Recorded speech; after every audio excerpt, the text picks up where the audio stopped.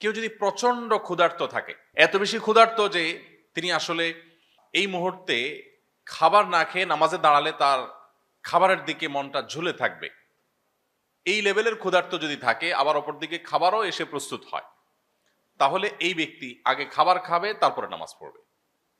এমনকি জামাত যদি ছুটে যায়, যাক, তিনি আগে খাবার খেয়ে নিবে। কারণ এই কোন রকম নামাজ পড়ার চাইতে ইসলাম চায় প্রত্যেকটা কাজ যেন আমরা পারফেকশনের সাথে করি, যথাযথভাবে করি, সবচেয়ে সুন্দরভাবে করি। নামাজ পড়বো পরিপূর্ণভাবে আল্লাহ স্মরণের জন্য, আমার আল্লাহ স্মরণে ব্যাঘাত সৃষ্টি হতে পারে সেরকম বিষয় যেন না থাকে। এই জন্য ইসলাম বলে এই লোক খাবার দাবার গ্রহণ করে তারপর নামাজ পড়বে। আবার এই মাসআলা সকাল বিকাল দুপুর তিনবারে যদি আপনি অ্যাপ্লাই করতে থাকেন, প্রতিবেলা চিন্তা করেন যে আগে খাবো, চা চক্র হবে, তারপরে নামাজ হবে, মসজিদে জামাত যায়, যাক, তাহলে সেটা ভুল হবে।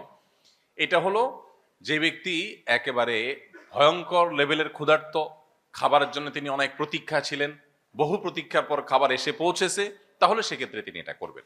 ঠিক একইভাবে আপনি যখন নামাজে দাঁড়াবেন, আপনার নামাজের সামনে বিশেষ করে দৃষ্টিসীমার মধ্যে এমন কিছু থাকা উচিত না যেটির ফলে আপনার নামাজের মনোযোগ নষ্ট হতে পারে। সহিহ বুখারীর একটি হাদিস আছে, নবী করিম সাল্লাল্লাহু আলাইহি সাল্লাম একবার একটা কাপড় তাকে দেয়া হলো নামাজ পড়বার জন্য। তিনি সেই কাপড়ের উপরে দাঁড়িয়ে সালাত আদায় করলেন। সালাত আদায় করার পর শেষ করে সালাম ফিরিয়ে তিনি বললেন, আমাকে এই কাপড় কে দিয়েছো তোমরা? এই কাপড়ে যে পরিমাণ কারুকার্য আছে, এই কারুকার্য আমার নামাজের মনোযোগকে নষ্ট করছিল, বারবার সেদিকে আকৃষ্ট করছিল আমাকে।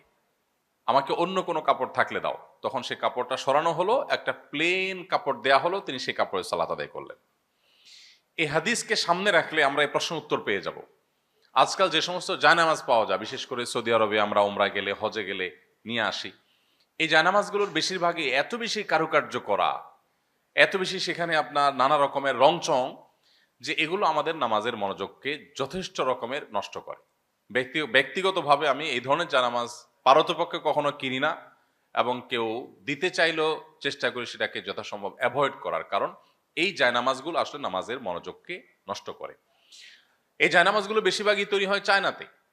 তারা আমাদের ধর্মীয় যে দৃষ্টিকোণ সেগুলো যেমন বুঝে না, আবার যে ব্যবসায়ীরা এগুলো তৈরি করায় তাদেরও সে সমস্ত বিষয়ে মাথা ব্যথা নেই। কিন্তু আমাদের নিজস্ব দায়িত্ব আছে, এই জন্য আমরা যথাসম্ভব প্লেন জায়নামাজে নামাজ আদায় করব। প্লেন জায়নামাজে আপনি দাঁড়ালে যে একটা গাম্ভীর্য আসে, যে একটা মনোযোগ আসে, যে একটা আপনার মধ্যে স্থিরতা কাজ করে, আপনি যতই মক্কা শরীফের ছবি থাকুক, মদিনা শরীফের ছবি থাকুক, মসজিদে হারামের ছবি থাকুক, গম্বুজের ছবি থাকুক, এই সকল ছবি আপনার মনোযোগকে নষ্ট করবে।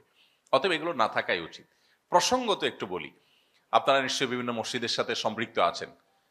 অনেক মসজিদ আমাদের দেশে, বরং বেশিরভাগ মসজিদে দেখবেন যে মেহরাবের সাইডে এত কারুকার্য, বিশেষ করে অনেক আপনার টাইলস তৈরি হয়েছে আজকাল, যে সেগুলোতে এত নকশা করা, মিনার দেওয়া, গম্বুজ দেওয়া, তারপরে যে কাবার যে ছবি সেটা দেওয়া, এই সমস্ত বিষয়গুলো নামাজের মনোযোগকে যথেষ্ট নষ্ট করে। মসজিদের সামনের সাইডটা অন্তত, যেখানে মানুষ নামাজ পড়ার সময় তার দৃশ্যসীমার মধ্যে পড়বে, এই সাইডটা যথেষ্ট ভাব গাম্ভীর্যপূর্ণ থাকা দরকার, যথাসম্ভব সিম্পল থাকা দরকার। এখানে আপনি পাথর লাগান, সেটাকে আমি নিষেধ করছি না, কিন্তু কারুকার্য নয় যেটি আমার মনোযোগকে নষ্ট করতে পারে। তো এই জন্য জায়নামাজের সময়, জায়নামাজ যদি কেউ নকশাওয়ালা জায়নামাজে নামাজ পড়েন, তার নামাজ হয়ে যাবে, কিন্তু তার মনোযোগ নষ্ট হওয়ার কারণে নামাজটার কোয়ালিটি কমে যাওয়ার আশঙ্কা আছে। এ হলো বিষয়। এর বাইরে কাবার ছবি টবি থাকলে সেগুলো আমাদের কখনো পায়ের নিচে পদদলিত হয়, দেখতে দৃষ্টিকটু লাগে, এটাও একটা ব্যাপার আছে। আর এর বাইরে অন্য কোনো ছবি থাকলে, মসজিদের ছবি থাকলে কোনো অসুবিধা নেই, নামাজ হয়ে যাবে।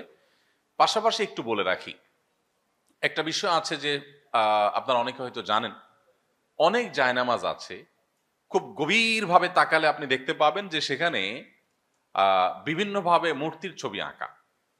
আমি জানি না আপনাদের কারোর এই অভিজ্ঞতা আছে কিনা, আমি বহুবার দেখেছি। শুরুতে আমি যখন এই বিষয়গুলো শুনতাম, আমার কাছে মনে হতো যে এগুলো জাস্ট একটা কন্ট্রোভার্সিয়াল ইস্যু, মানুষ বোধহয় অহেতুক এই সমস্ত কথা তোলে। কিন্তু খুব ডিপলি বারবার করে দেখার পর আমি দেখলাম যে হ্যাঁ, বিষয়টা সত্য।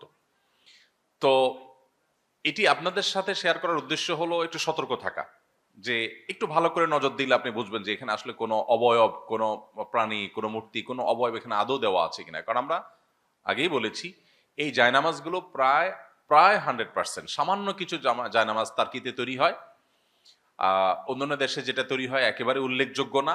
এগুলোর প্রায় বেশিরভাগই তৈরি হয় অমুসলিম কান্ট্রিগুলোতে, এবং অমুসলিমরাই তৈরি করে, তাদের মতো তারা ডিজাইন করে, এবং সেগুলোর পেছনে এ জাতীয় নকশা কিন্তু থাকে। এই জন্য এই ব্যাপারগুলোতে আমাদের খুব কেয়ারফুল থাকতে হবে। আমার অজান্তে আমি যদি এরকম জায়নামাজে নামাজ পড়ি, নামাজ হয়ে যাবে, নামাজ হয়ে যাবে, কিন্তু ওই জিনিসটার কুপ্রভাব থেকে আমি মানে বাঁচতে পারবো না। যেহেতু আমি জানি না, আমার গুনাহ হবে না, কিন্তু আমি যদি দিন শেষে আমার অজান্তেও কোনো প্রাণী প্রতিমার উপর আমি সিজদা করি, তাহলে সেক্ষেত্রে এর যে একটা কুফল আছে, এর যে কুপ্রভাব আছে, সেটা কিন্তু আমার মধ্যে পড়বে। আল্লাহর কাছে আমি দায়ী থাকবো না, অপরাধী হব না, কিন্তু প্রভাবটা আমাকে অ্যাভয়েড করার সুযোগ কিন্তু নেই। আসুন্নাহ ফাউন্ডেশন, উম্মার স্বার্থে সুন্নাহর সাথে।